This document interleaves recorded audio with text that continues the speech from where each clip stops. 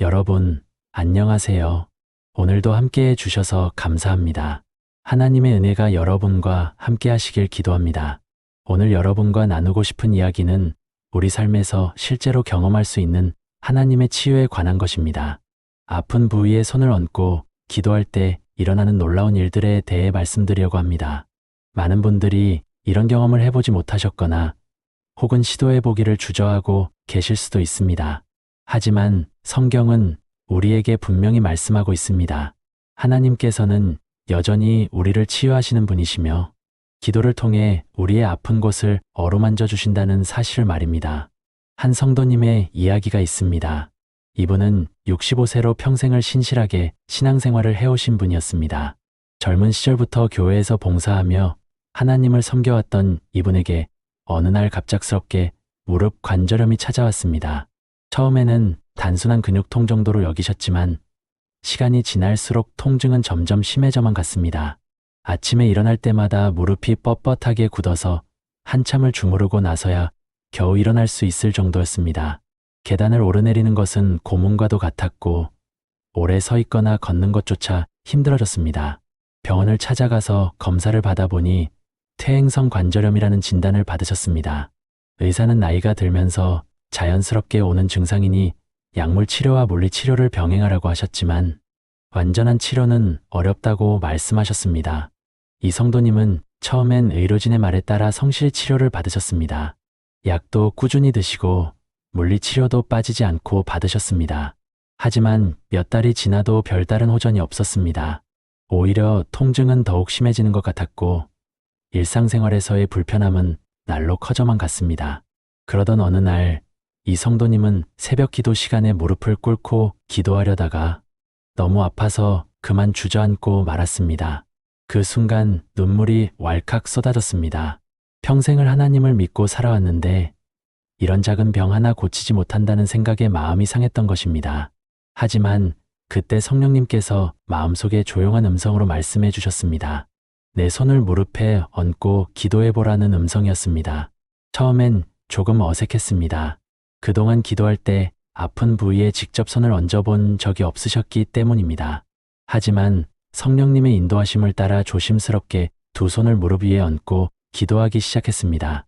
주님, 이 아픈 무릎을 고쳐주세요. 주님의 능력으로 이 통증을 멈춰주세요 라고 간절히 기도하셨습니다. 그런데 놀라운 일이 일어났습니다. 기도를 시작한 지 몇 분 지나지 않아서 무릎에서 따뜻한 기운이 느껴지기 시작한 것입니다. 마치 누군가가 따뜻한 손으로 무릎을 감싸주는 듯한 느낌이었습니다. 그리고 그 따뜻함과 함께 통증이 조금씩 사라지기 시작했습니다. 그날 이후로 이 성도님은 매일 아침, 점심, 저녁으로 하루에 3번씩 무릎에 손을 얹고 기도하는 시간을 갖기 시작했습니다. 처음 며칠은 큰 변화를 느끼지 못했지만 일주일이 지나자 분명히 통증이 줄어들고 있다는 것을 느낄 수 있었습니다. 한 달이 지나고 나니 계단을 오르내리는 것이 훨씬 수월해졌고 2달이 지나자 아침에 일어날 때의 뻣뻣함도 많이 사라졌습니다. 3달 후에 병원에서 다시 검사를 받아보니 의사가 깜짝 놀랐습니다. 관절의 염증 수치가 현저히 떨어져 있었고 연골의 상태도 이전보다 좋아져 있었던 것입니다. 의사는 이런 경우는 정말 드물다면서 무엇을 했느냐고 물어보았지만 이 성도님은 그저 미소만 지으셨습니다. 이 놀라운 경험을 통해 우리가 배울 수 있는 것은 무엇일까요? 성경에서 예수님께서는 수많은 치유의 사역을 행하셨습니다. 마태복음 8장 3절에서 예수께서 손을 내밀어 그에게 대시며 이르시되 내가 원하노니 깨끗함을 받으라 하시니 즉시 그의 나병이 깨끗하여진지라 라고 기록되어 있습니다. 여기서 주목할 점은 예수님께서 단순히 말씀만 하신 것이 아니라 손을 내밀어 그에게 대시며 치유하셨다는 것입니다. 이는 하나님의 치유 능력이 물리적인 접촉을 통해서도 전달될 수 있음을 보여주는 중요한 구절입니다. 이 구절이 기록된 시대적 배경을 살펴보면 더욱 의미가 깊어집니다.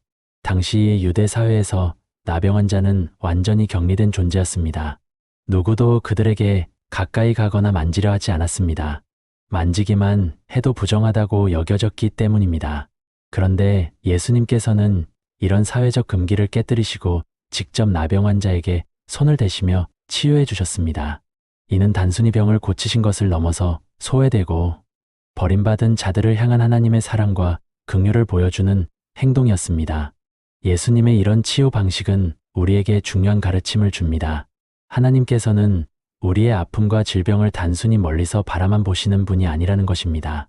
직접 우리에게 다가오실 뿐만 아니라 우리의 아픈 곳을 만져주시고 어루만져 주시는 분이라는 사실을 알 수 있습니다. 그리고 이런 하나님의 성품은 오늘날에도 변함없이 우리와 함께하고 계십니다. 우리가 아픈 부위에 손을 얹고 기도할 때 그것은 단순한 의식이 아니라 하나님의 치유하시는 손길을 우리 자신에게 전달하는 믿음의 행동인 것입니다. 또한 사도행전에 보면 사도들도 이와 같은 방식으로 치유 사역을 행했다는 기록이 나옵니다. 사도행전 28장 8절에서 불로의 아버지가 열병과 이질에 걸려 누워있거늘 바울이 들어가서 기도하고 그에게 안수하여 낫게 하매라고 기록되어 있습니다. 여기서 안수라는 표현이 바로 손을 얹는 것을 의미합니다. 바울은 단순히 멀리서 기도만 한 것이 아니라 직접 환자에게 손을 얹고 기도했습니다. 그리고 그 결과 놀라운 치유가 일어났습니다. 이런 성경적 근거들을 볼 때 우리가 아픈 부위에 손을 얹고 기도하는 것은 결코 미신적인 행위가 아닙니다. 오히려 성경에서 가르쳐주는 올바른 기도의 방법 중 하나인 것입니다. 물론 모든 병이 즉시 치유되는 것은 아닙니다. 하나님께는 그분만의 시간과 방법이 있으시기 때문입니다. 하지만 중요한 것은 우리가 믿음으로 이런 기도를 드릴 때 하나님께서 반드시 응답해 주신다는 사실입니다. 또 다른 성도님의 이야기를 들려드리겠습니다. 이분은 58세의 여성 성도님으로 오랫동안 편두통에 시달리고 계셨습니다. 젊을 때부터 시작된 편두통은 나이가 들수록 더욱 심해져서 한 번 시작되면 며칠씩 지속되곤 했습니다. 두통이 올 때마다 구토까지 동반되어서 일상생활이 거의 불가능할 정도였습니다. 각종 병원을 다니며 CT, MRI 등 갖가지 검사를 받아보았지만 특별한 이상은 발견되지 않았습니다. 의사들은 스트레스성 편두통일 가능성이 높다며 진통제와 신경안정제를 처방해 주었지만 근본적인 해결책은 되지 못했습니다. 이 성도님은 매번 두통이 올 때마다 하나님께 기도드렸습니다. 주님, 이 아픔을 멈춰주세요. 더 이상 견딜 수가 없습니다. 라며 간절히 부르짖었습니다. 하지만 기도 후에도 두통은 쉽게 사라지지 않았고 내가 뭘 잘못했기에 이런 고통을 겪어야 하는 걸까? 내가 뭘 잘못했기에 이런 고통을 겪어야 하는 걸까? 하나님께서는 정말 나의 기도를 듣고 계시는 걸까 하는 의문들이 끊임없이 마음을 괴롭혔습니다. 그러던 어느 날 교회에서 치유에 관한 말씀을 들었습니다. 야고보서 5장 1-4에 1-5절의 말씀이었습니다. 너희 중에 병든 자가 있느냐? 그는 교회의 장로들을 청할 것이요. 그들은 주의 이름으로 기름을 바르며 위하여 기도할지니라.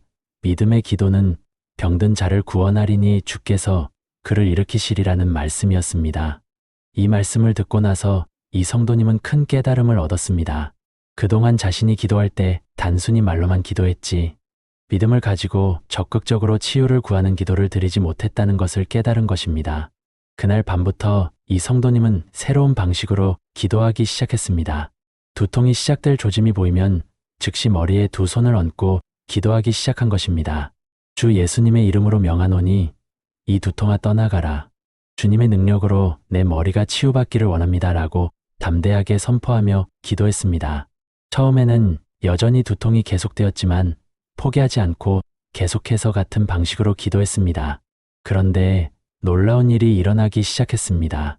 열흘 정도 지나자 두통의 강도가 예전보다 약해지는 것을 느낄 수 있었고 지속 시간도 점점 짧아지기 시작했습니다. 한 달 후에는 더욱 놀라운 변화가 있었습니다. 평상시 두통의 전조 증상이 나타났을 때 즉시 손을 머리에 얹고 기도하면 두통이 아예 시작되지 않는 경우가 생기기 시작한 것입니다. 처음에는 우연의 일치라고 생각했지만 이런 일들이 반복되면서 확신을 갖게 되었습니다. 하나님께서 정말로 자신의 기도에 응답해주고 계시다는 것을 말입니다. 6개월이 지난 지금 이 성도님은 거의 두통 없는 생활을 하고 계십니다. 가끔 피로나 스트레스로 인해 머리가 무거워질 때가 있지만 즉시 기도하면 금세 나아지곤 합니다. 이 경험을 통해 야고보서 5장의 말씀이 얼마나 현실적이고 실제적인지를 깨달을 수 있습니다. 믿음의 기도는 병든 자를 구원하리니라는 말씀은 단순한 위로의 말이 아닙니다. 실제로 우리가 경험할 수 있는 하나님의 약속인 것입니다. 여기서 중요한 것은 믿음의 기도라는 표현입니다.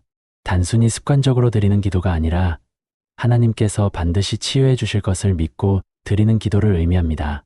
야고보서가 쓰여진 시대적 배경을 보면 초대교회 성도들은 끊임없는 핍박과 고난 가운데 살았습니다. 물질적으로도 가난했고 의료시설도 변변하지 않았습니다. 그런 상황에서 병에 걸린다는 것은 거의 죽음을 의미하는 경우가 많았습니다. 그래서 야고보는 그들에게 병이 들었을 때 어떻게 해야 하는지에 대한 구체적인 지침을 제시한 것입니다. 교회 공동체의 지도자들을 부르고 기름을 바르며 믿음으로 기도하라는 것이었습니다. 여기서 기름을 바른다는 것은 당시의 의료 관습이기도 했지만 동시에 성령의 기름 부음을 상징하는 의미도 있었습니다. 구약에서 제사장이나 왕을 세울 때 기름을 부었던 것처럼 병든 자에게 기름을 바르는 것은 하나님의 특별한 능력이 그 사람에게 임하기를 구하는 상징적 행위였던 것입니다. 그리고 이런 의식과 함께 드리는 기도가 바로 믿음의 기도였습니다. 오늘날 우리는 야고보 시대보다 훨씬 발달된 의료 시스템 속에서 살고 있습니다. 하지만 여전히 의학으로 해결되지 않는 문제들이 많이 있습니다. 또한 의학적 치료를 받는다고 해도 그 과정에서 하나님의 도우심을 구하는 것은 결코 불필요한 일이 아닙니다. 오히려 의료진의 노력과 함께 하나님의 치유하시는 능력이 함께할 때 더욱 완전하고 신속한 회복을 경험할 수 있는 것입니다. 세 번째로 소개해드리고 싶은 이야기는 72세 남성 성도님의 경험입니다. 이분은 젊은 시절 건설 현장에서 오랫동안 일하셨던 분으로 허리 디스크로 인한 만성 요통에 시달리고 계셨습니다. 20년 넘게 이어진 허리 통증은 이분의 삶을 완전히 바꿔놓았습니다. 한때는 힘센 일꾼으로 자부심을 가지고 살아오셨던 분이었는데 허리 때문에 조금만 무리를 해도 며칠씩 침대에 누워 있어야 했습니다. 걸을 때마다 다리로 전해지는 저린 감각 때문에 멀리 나가기도 어려웠고 앉았다 일어날 때마다 극심한 통증의 신음소리가 절로 나왔습니다. 이분은 그동안 온갖 치료 방법을 시도해 보셨습니다. 정형외과, 신경외과, 한의원을 가리지 않고 다니셨고 물리치료, 도수치료, 침치료, 추나요법까지 안 해본 것이 없었습니다. 수술까지 고려해 보았지만 나이가 많다는 이유로 의사들이 권하지 않았습니다. 진통제에 의존하는 생활이 계속되었지만 약의 효과는 점점 줄어들었고 부작용만 늘어갔습니다. 위장장애가 생겼고 식욕도 떨어졌으며 밤에도 통증 때문에 잠을 제대로 잘 수 없었습니다. 그러던 어느 날 이분은 교회에서 열린 치유 집회에 참석하게 되었습니다. 처음에는 별 기대 없이 가족들의 권유로 따라가신 것이었습니다. 그런데 그날 강사로 온 목사님이 마가복음 16장 17에 18절의 말씀을 전해주었습니다. 믿는 자들에게는 이런 표적이 따르리니 곧 그들이 내 이름으로 귀신을 쫓아내며 새 방언으로 말하며 뱀을 집어올리며 무엇이든지 독을 마실지라도 해를 받지 아니하며 병든 자에게 손을 얹은 즉 나으리라는 말씀이었습니다. 특히 병든 자에게 손을 얹은 즉 나으리라는 부분에서 이 성도님의 마음이 크게 움직였습니다. 그 말씀을 듣는 순간 마음속에 희망이 꿈틀거리기 시작했습니다. 지금까지 의학적 치료만 의존해왔는데 정작 하나님의 능력은 제대로 의지하지 못했다는 생각이 들었습니다. 집회가 끝난 후 집에 돌아와서 이 성도님은 조심스럽게 자신의 허리에 손을 얹고 기도하기 시작했습니다. 주님, 이 오래된 허리 아픔을 고쳐주세요. 주님께서는 모든 병을 치유하시는 분이시니 저의 허리도 건강하게 만들어주세요 라며 간절히 기도했습니다. 처음 며칠 동안은 특별한 변화를 느끼지 못했습니다. 하지만 포기하지 않고 매일 아침, 저녁으로 허리에 손을 얹고 기도하는 시간을 가졌습니다. 일주일이 지나자 작은 변화가 느껴지기 시작했습니다. 아침에 일어날 때의 뻣뻣함이 조금 줄어든 것 같았고 걸을 때 다리로 전해지는 저린 감각도 예전보다 약해진 것 같았습니다. 이 작은 변화에 용기를 얻어 더욱 열심히 기도하기 시작했습니다. 한 달이 지나자 가족들도 이 성도님의 변화를 느낄 수 있었습니다. 예전에는 소파에 앉았다가 일어날 때마다 아이고 하는 신음소리를 내셨는데 그런 소리가 현저히 줄어들었습니다. 또한 교회에 갈 때도 예전에는 차에서 내려서 교회까지 걸어가는 것을 힘들어 하셨는데 이제는 훨씬 가벼운 걸음으로 다니실 수 있게 되었습니다. 석 달 후에는 더욱 놀라운 변화가 있었습니다. 20년 만에 처음으로 진통제 없이 하루 종일 생활할 수 있었던 것입니다. 지금 이 성도님은 허리 통증으로 고생하시던 때가 거의 기억나지 않을 정도로 건강하게 지내고 계십니다. 물론 나이가 있으시다 보니 무리한 일은 피하시지만 일상생활에는 전혀 지장이 없을 정도로 회복되셨습니다. 가장 기쁜 것은 다시 교회 봉사를 할 수 있게 되었다는 점입니다. 예전에는 허리 때문에 오래 서 있거나 무거운 것을 드는 봉사는 엄두도 낼 수 없었는데 지금은 주차 안내부터 시작해서 다양한 봉사에 참여하고 계십니다.